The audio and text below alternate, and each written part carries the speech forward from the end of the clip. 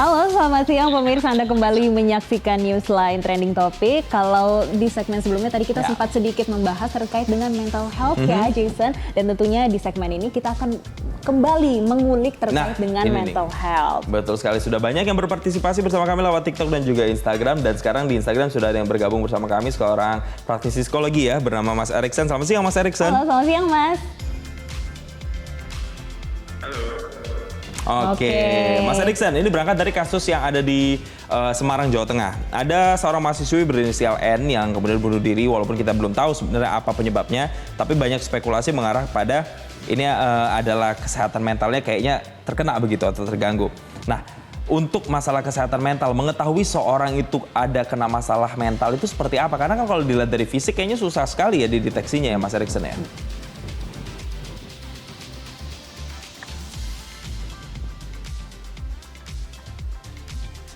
Oke. Sepertinya kita lagi ada kendala sinyal, tapi kita akan mencoba untuk menghubungi Mas Erikson lagi ya. Betul, nah ini yang juga kita intinya lagi bahas adalah yang mungkin baru saja bergabung bersama kami adalah bagaimana supaya caranya ini kita bisa menjaga kesehatan mental kita. Dan tadi menarik karena sudah ada polling yang di Blast begitu ya, dan ternyata banyak yang pilih untuk healing atau jalan-jalan. Cuman pertanyaannya adalah apakah jalan-jalan itu menjadi salah satu solusi atau satu-satunya solusi yang paling jitu untuk menyelesaikan permasalahan. Karena sebenarnya kita juga punya loh pilihan-pilihan atau alternatif-alternatif lain seperti misalnya berkonsultasi dengan pihak yang lebih profesional misalnya, ke psikolog misalnya. Tapi kan kayaknya untuk sampai ke psikolog mungkin banyak orang Indonesia yang belum tahu kapan sebenarnya saya udah harus ke psikolog gitu kan. Kondisi-kondisi seperti apa yang membuat saya harus ke psikolog dan apakah psikolog itu di-cover oleh BPJS? Ternyata itu juga di-cover ya. Iya Jason, jadi kalau kita lihat dari sistem jaminan kesehatan nasional, ini di Undang-Undang Nomor 24 Tahun 2011 ya terkait dengan BPJS. Jadi hak warga negara untuk mendapatkan layanan kesehatan jiwa ini di fasilitas layanan kesehatan itu terjamin. Terjamin ya. Jadi ini sebenarnya bukti ya data kalau terkait dengan mental health ini seharusnya ya bisa dikonsultasikan secara profesional. Betul, gitu. karena ada penanganan-penanganan yang memang dibutuhkan tenaga profesional dan bahkan biasanya itu juga membutuhkan resep atau obat-obat tertentu kalau memang level dari depresinya atau gangguan mentalnya ini biasanya sudah tinggi begitu ya. Nah, kita akan mencoba menghubungi kembali lagi ini praktisi psikologi Erikson yang tadi sempat terputus bersama kami. Coba kita undang lagi. Kita undang lagi, tapi kita sambil nunggu juga nih ya untuk koneksinya. Oke, ini sambil menunggu lagi, coba kita accept lagi ya. Accept lagi.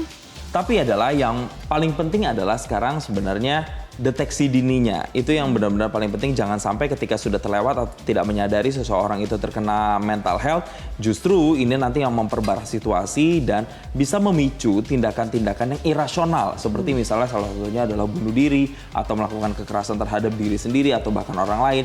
Itu kan sebenarnya yang menjadi concern begitu ya. Apalagi kalau tadi Jessica menyatakan datanya lumayan bikin deg-deg juga ya. Karena naik terus datanya trennya sekarang ya. Tidak hanya naik, dan kalau kita lihat secara provinsi, ini Jawa Tengah menjadi provinsi dengan kasus bunuh diri tertinggi, yaitu 232 kasus di tahun 2021 dan 380 kasus untuk tahun 2022. Dan menurut laporan Polri sendiri di tahun 2021 ini kemudian di tempat lainnya untuk di Gorontalo ini kejadian luar biasa bunuh diri ini 30 kasus untuk tahun 2023. Ini baru satu provinsi loh Jason. Ini baru satu provinsi, saya angkanya sudah sebegitu tinggi ya.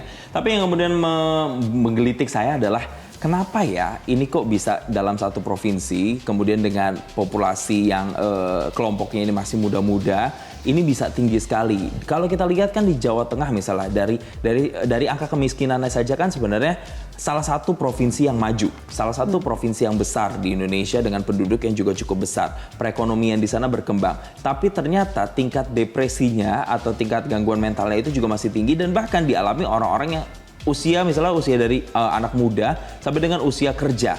Apakah memang faktor ekonomi berpengaruh atau justru sebenarnya ada faktor-faktor lain sih di salah satu provinsi misalnya Jawa Tengah itu yang memang sangat berkontribusi terhadap gangguan mental health seseorang ya. Nah ya, coba sekarang saya mau cek lagi, ada Mas Erikson tadi katanya join di TikTok, tapi sampai dengan saat ini belum nih, kayaknya belum join ya, belum ada ya. Oke, kita akan bahas dan kita akan baca ini komentar-komentarnya dari TikTok nih. Dari @raymond_raja_guguk. Sebenarnya tergantung sama individu orangnya. Yang kuat menghadapi, ada yang nggak kuat katanya. Nah, terus ada juga yang bertanya, Rohim, kalau introvert itu termasuk mental health nggak sih? Kayaknya kalau introvert tuh bukan lebih ke mental health ya. Lebih ke emang pribadinya seperti apa. Tipikalnya seperti ya. apa. Tapi ya kita kan Bukan sebagai orang pakar awam ya, kita nanti akan tanyakan langsung Iya. aja sama pakarnya. Kalau di Instagram ada yang komentar ikut prihatin. Dengan kejadian yang ada di Semarang itu ya. Tapi Jason kalau dilihat ya dalam beberapa hari terakhir ini, kalau kita tadi melihat ada berita dari Jawa Tengah itu terutama dari Semarang, ini satu lagi ada nih berita lain Jason, di warga Kupang ini juga menemukan mayat perempuan di jembatan Liliba yang diduga merupakan seorang mahasiswi yang ternyata mengakhiri hidupnya ini diduga karena putus asa dan stres karena dinyatakan drop out dari kampusnya. Jadi nggak di Semarang Jawa Tengah aja, di tempat lain ternyata juga ada. Yang kejadiannya seperti ini, mahasiswi juga dan ternyata ini karena stres karena mungkin skripsinya dan akhirnya di drop out begitu ya. Tapi ini juga ada komentar menarik dari toko Sri Kosmetik, faktor ekonomi salah satunya Pastika. Terus kemudian dari Hetty, satu pelukan teman-teman yang sudah sedih mungkin bisa meredakan kesedihannya ya. Betul. Memang kalau udah sharing sama orang yang kita percaya itu kadang sudah melegakan hati ya. Melegakan hati, apakah juga itu menjadi cara yang jitu begitu ya. Tapi tetap tergantung level depresi atau level kesehatan mental yang diganggu seperti apa. Dan kita akan bahas masih terkait dengan topik-topik yang trending usai jeda berikut ini. Tetaplah bersama kami pemirsa di Newsline.